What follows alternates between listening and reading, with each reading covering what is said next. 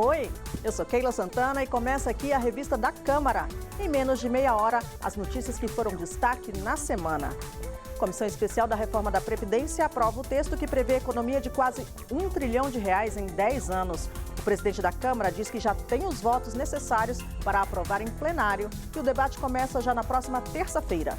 Na Comissão de Justiça da Câmara, para falar de vazamento de mensagens sobre a Lava Jato, o ministro Sérgio Moro nega mais uma vez ter sido parcial na atuação como juiz da operação da Polícia Federal. Foram 7 horas e meia tensas de depoimento que terminaram em bate-boca. E você vai ver também. O plenário do Congresso aprova recursos para pagamento de benefícios a policiais e a peritos do INSS e para a renovação de frota de veículos blindados da Presidência da República. Antônio Palocci e Emílio Odebrecht dão depoimento reservado à CPI do BNDES. E o presidente da comissão diz que as informações colhidas serão úteis para o trabalho de investigação. Há 25 anos, o real se tornava a moeda brasileira. Uma reportagem especial mostra como essa investida deu certo depois de várias tentativas frustradas de se derrotar a hiperinflação que destruía nossa economia.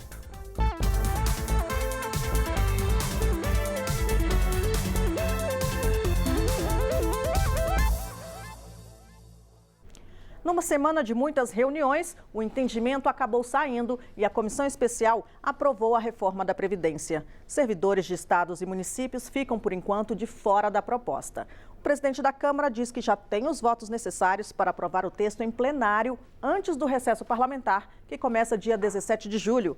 O repórter Tiago Ramos acompanhou. Declaro o resultado: 36 votos sim, 13 votos não. Essa é a história não só de uma aprovação, mas também da formação de uma maioria. Aí cabe comemoração, foto e live.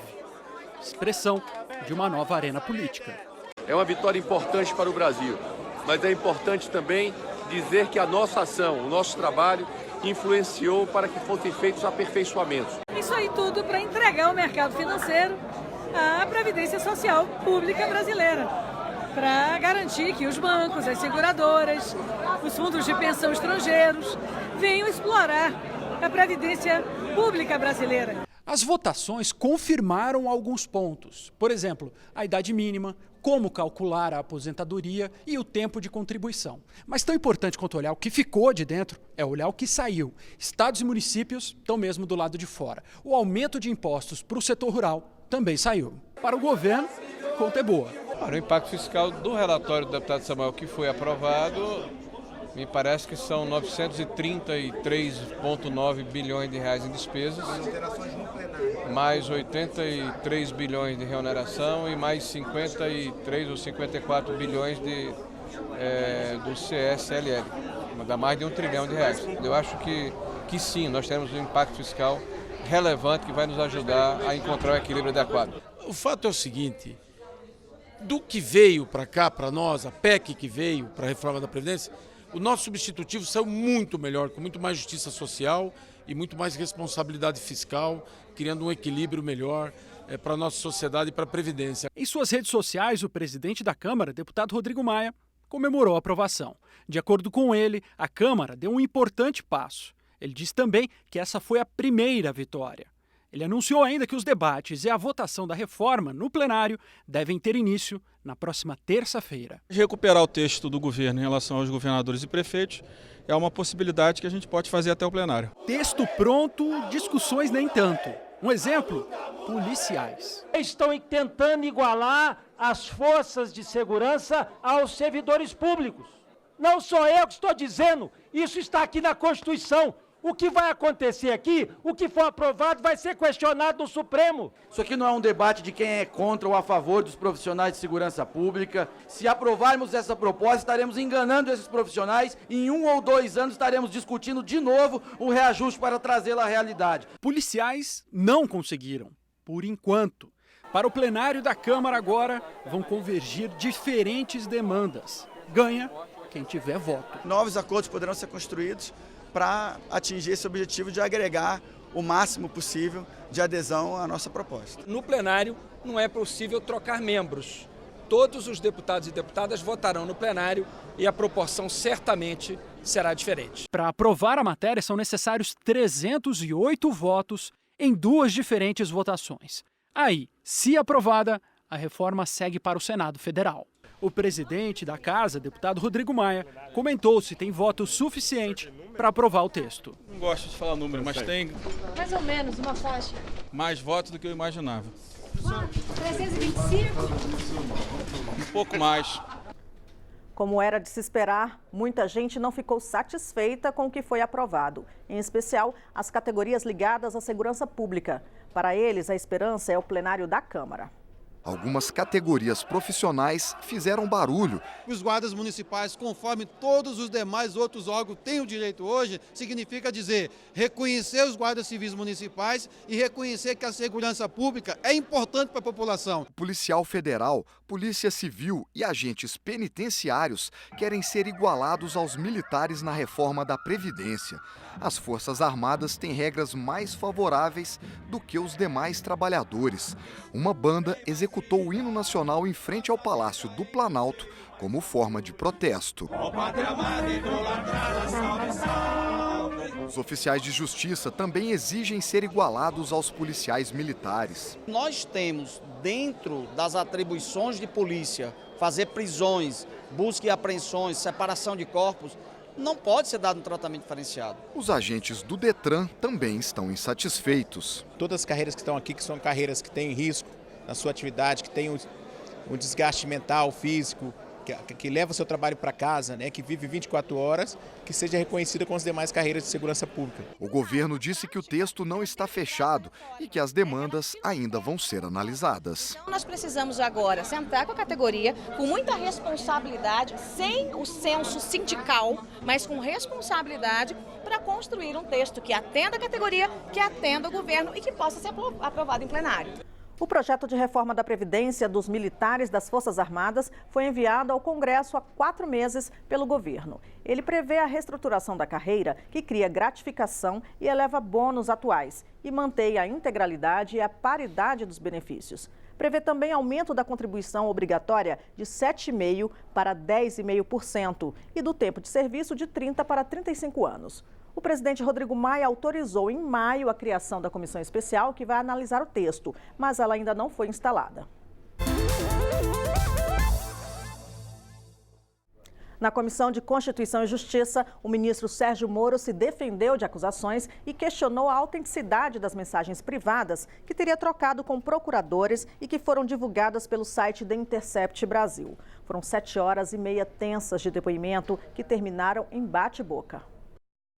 Segundo a oposição, as mensagens mostram que Moro agiu como parte da acusação, com o objetivo de condenar à prisão o ex-presidente Lula, sem respeitar a isenção exigida pela função de juiz. O senhor já aparecia ao lado de procuradores da República responsáveis pela acusação na Lava Jato, demonstrando uma postura de que todos juntos defendiam a mesma causa. Uma postura, repito, que confunde a acusação com aquele que julga. O ministro Sérgio Moro disse que as mensagens foram obtidas ilegalmente e que a publicação delas é uma manobra para anular condenações da Operação Lava Jato.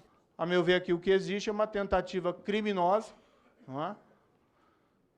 De invalidar condenações e o que é pior, eu acho que a minha principal suspeita é que o objetivo aqui principal seja evitar o prosseguimento das investigações. Esses elementos probatórios que foram colhidos nem podem ser chamados como provas, porque eles são ilícitos. Por outro lado, não está demonstrada a autenticidade dessas mensagens, porque também o site se recusou a apresentar essas informações a uma autoridade independente. Deputados da oposição e do governo fizeram avaliações diferentes sobre as explicações do ministro Sérgio Moro na audiência. O que nós queremos saber é do conteúdo.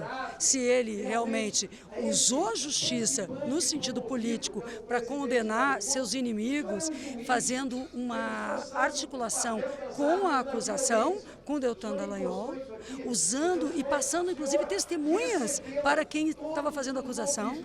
Se ele agiu assim, ele agiu fora da lei. O ministro Sérgio Moro demonstra sabedoria, discernimento, assim como já havia demonstrado na CCJ do Senado, respondendo a todas as perguntas, a todos os questionamentos com muita tranquilidade, com a verdade dos fatos e demonstrando que de fato não há nada de errado, demonstrando que ocorreu um crime. E esse crime é terem hackeado o celular do ministro Sérgio Moro e dos procuradores da Lava Jato. Esse é o verdadeiro crime que precisa ser investigado. Após 7h30 de reunião, vários deputados ainda estavam inscritos para falar. Mas a deputada professora Marcivânia, do PCdoB do Amapá, que presidia a comissão naquele momento, teve de encerrar a audiência após a fala do deputado Glauber Braga. O senhor vai estar, sim, nos livros de história. Vai estar nos livros de história como um juiz que se corrompeu, como um juiz ladrão. É isso que vai estar nos livros de história. Alô? Pessoal, educação, por favor. Presidente, encerra a sessão, presidente. Encerra a sessão. Fujam, fujam, fujam, fujam. Deputados, foi retirado das notas taquigráficas a expressão do deputado Glauber, tá?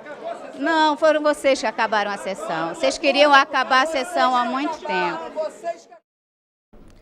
E na semana que passou, teve início na Comissão de Constituição e Justiça do Senado a tramitação do pacote anticrime do ministro Sérgio Moro. O texto mantém vários pontos do projeto original. Aqui na Câmara, o relator do pacote dos deputados leu o parecer do grupo de trabalho que analisa as medidas propostas.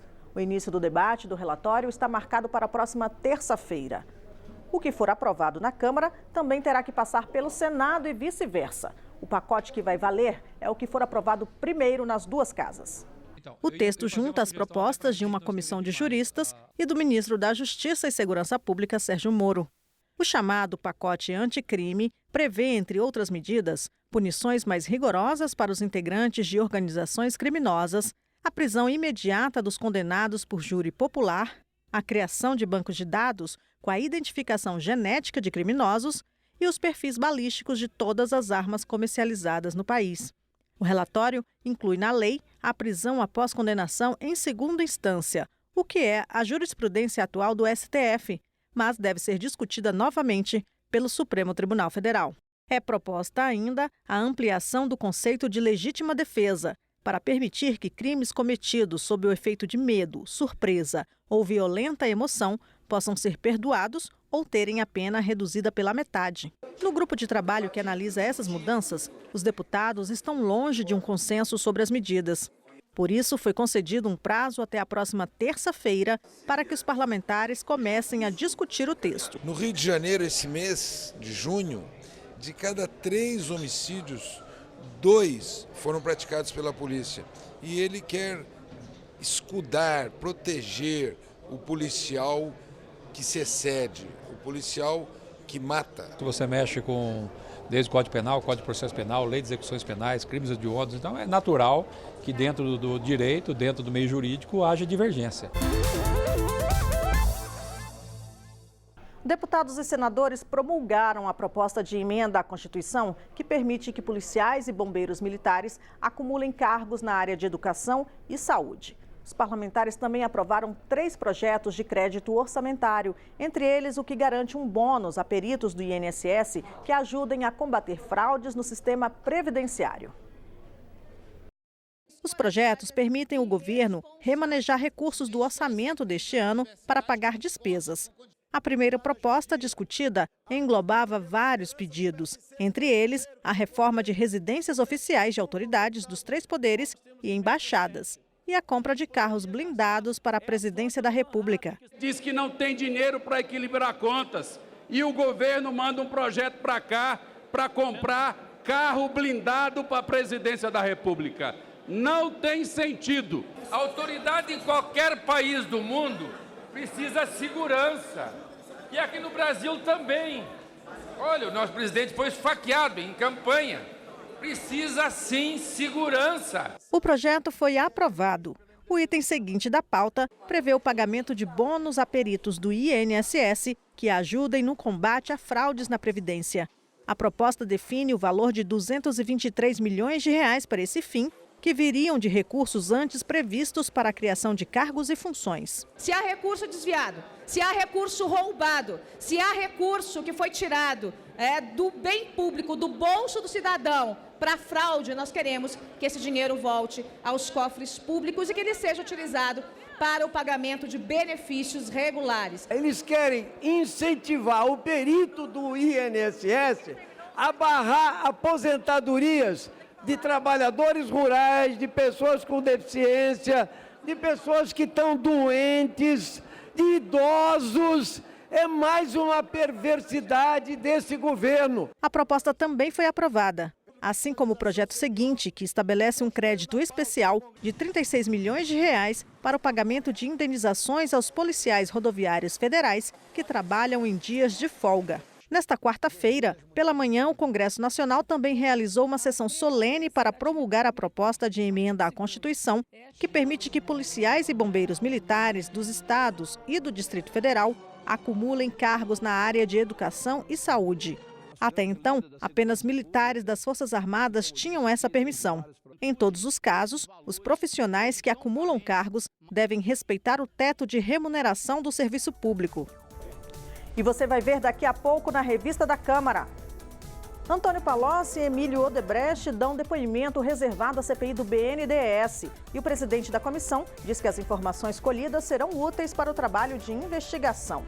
Uma reportagem especial mostra os 25 anos do real e as tentativas de domar a inflação brasileira, que antes de 1994 passava dos 16 dígitos. É só um instante.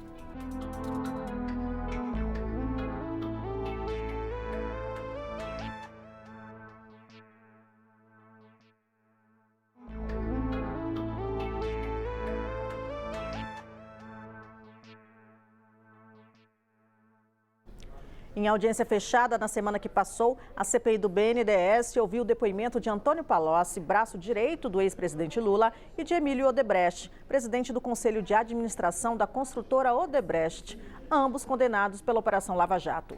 Para o presidente da CPI, as informações colhidas serão úteis para a investigação. Por determinação da Justiça, a imprensa foi proibida de entrar na sala de reuniões. No final da audiência, o deputado Sanderson disse que Palocci apresentou provas contra o ex-presidente Lula. Quando ele diz que o ex-presidente Lula interferia politicamente dentro do BNDES para facilitar empréstimos às empresas, inclusive chegou a citar que em 2009 o Lula teria recebido uma importância considerável em dinheiro para facilitar a operacionalização de empréstimos à Odebrecht. Deputados da oposição disseram que ainda é cedo para validar o material que foi entregue por Palocci. Eles querem que todas as supostas provas passem por investigação da CPI. Não dá para esquecer que a gente está tratando de alguém que fez uma delação para poder garantir alguns benefícios judiciais também. A CPI também ouviu de portas fechadas Emílio Odebrecht, que é presidente do Conselho de Administração da empresa que leva o nome da família. O executivo foi um dos responsáveis pelas delações premiadas feitas pelos funcionários da companhia. Deputados da oposição afirmaram que o depoimento está apenas requentando notícias antigas. O tamanho do financiamento do BNDES no período do presidente Lula ele era baixíssimo. Se considerar o volume de obras de recursos que a empresa fez, de projetos desenvolvidos, inclusive os fora do país. Nós estamos obtendo nesse depoimento um volume bastante grande de informações que evidente não só elas, mas com o cruzamento de documentos, de outros depoimentos realizados, com certeza será muito importante para a finalização do nosso trabalho nessa CPI do BNDES. Há 25 anos, no dia 1º de julho de 1994, o real se tornava a nova moeda brasileira.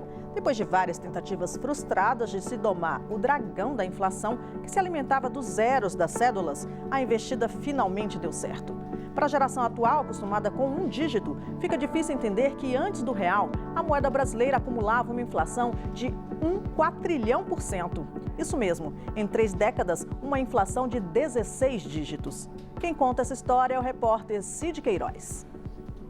Se incluirmos os cortes nos zeros e dos centavos, o Brasil teve 12 unidades monetárias diferentes em toda a sua história.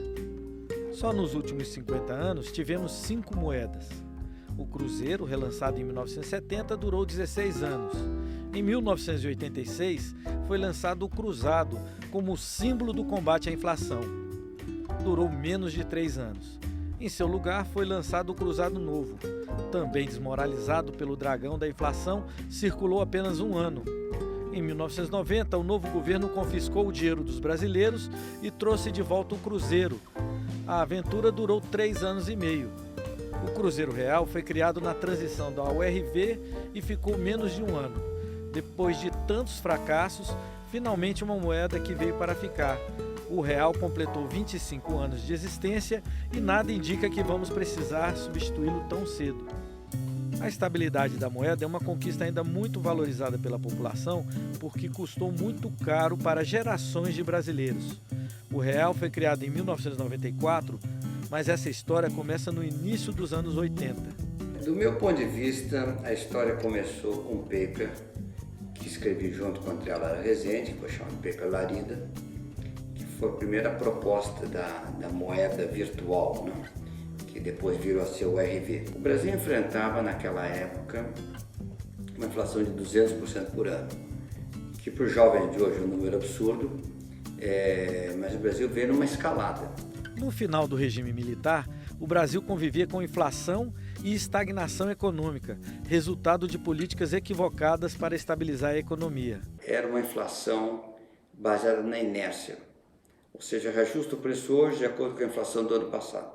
Coautor da proposta que permitiu a desindexação da economia com a criação da URV, o economista Pécio Arida fez parte da equipe que criou o cruzado. A teoria esbarrou na realidade de um país que não tinha sequer contabilidade pública e cujos governos emitiam títulos da dívida sem o menor controle. Possivelmente daqui a 20 anos a gente vai olhar para as coisas que hoje se fala sobre orçamento, finanças públicas, e vai dizer, puxa, como é que durante tanto tempo a sociedade se auto-enganou e nós deixamos de adotar o que todo mundo adota e já aprendeu e está mais do que amadurecido no resto do mundo para, sei lá por quê.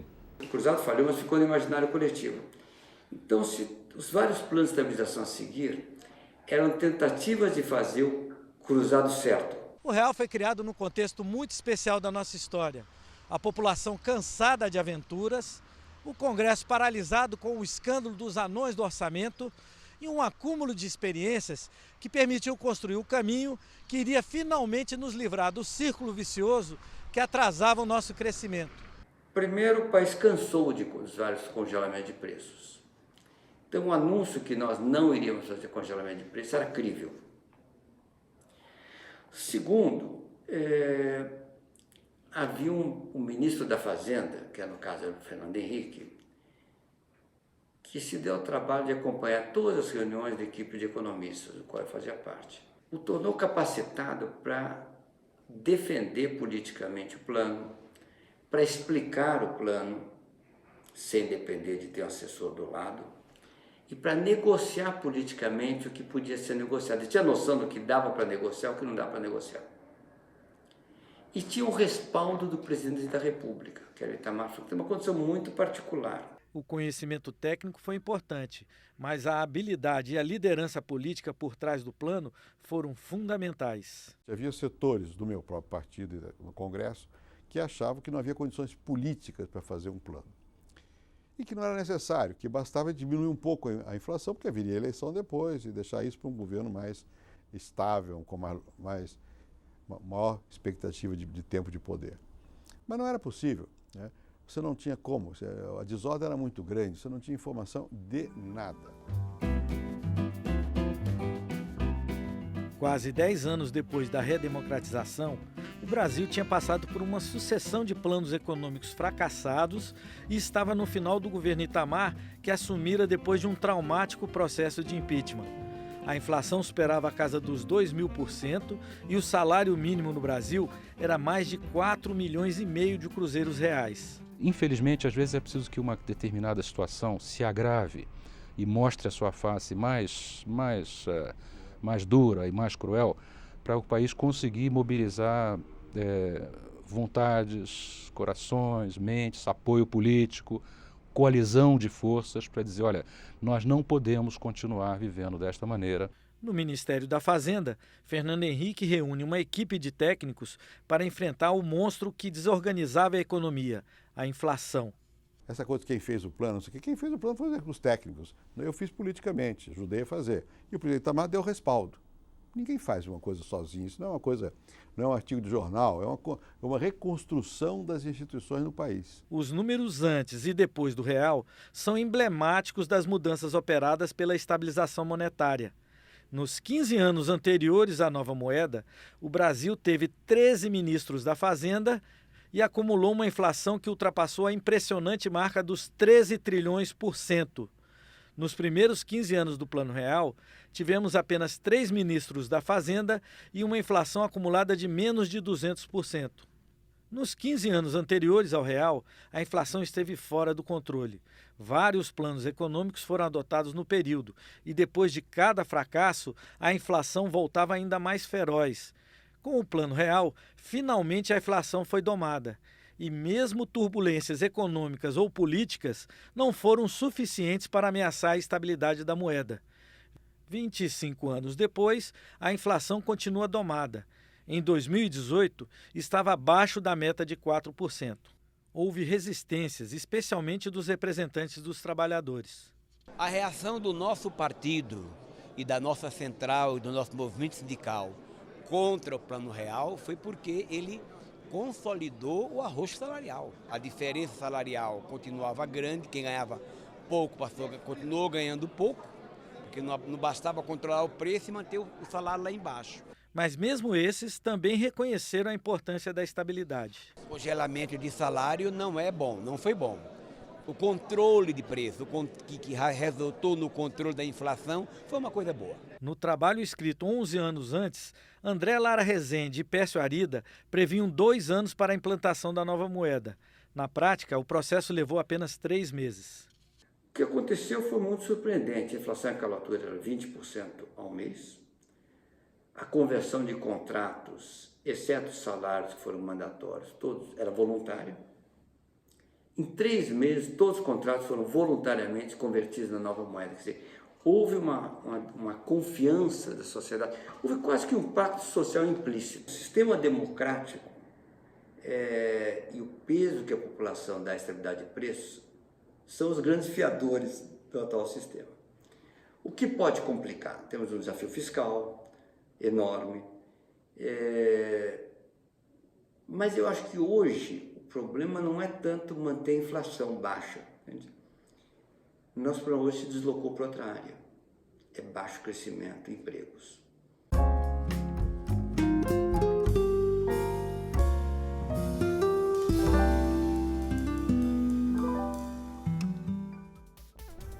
É isso. Você pode rever a revista da Câmara na nossa programação e também pela internet no endereço youtube.com/Câmara dos Deputados Oficial.